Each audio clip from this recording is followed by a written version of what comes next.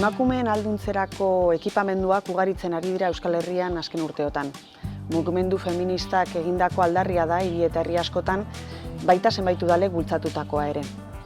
Elhuyar bidelaguna izan da zenbait prozesutan, eta bidea egiten jarraitzeko 5 erronka identifikatu ditugu. Bat, txoko hauek emakumeen ahalduntzerako balio dutela frogatu dute hainbat ikerketek. Erabiltzaile asko isolamendutik eta bakardadetik aizpatasunera, sareetara harremantzeko balio dute. Erronka, ahalduntze individualetik kolektibora salto egitea. 2. Mugimendu feministaren aldarrikapen historikoa izan dira emakumeen etxeak eta sortze prozesuetan lehen lerroan egotean dira normalean. Erronka, mugimendu feminista eta etxeen arteko harremana iraunkorra izatea. 3.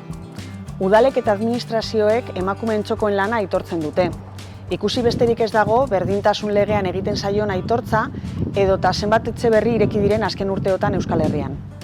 Erronka da, administrazio publikoak jartzen dituen baliabideak egokiak eta iraunkorrak izatea. Asko, langileri gabe edota dirulaguntzei lotutako proiektuak baitira oraindik. 4.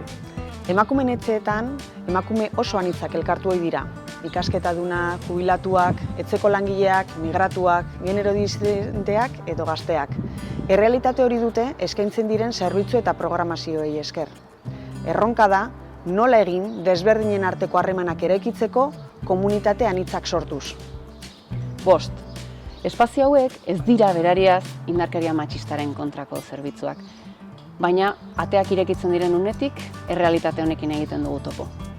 Erronka, etxe eta gizarte zerbitzuen arteko koordinazioa hobetzea da. Hauek dira kontuan hartu beharreko alderdiak eta erronka.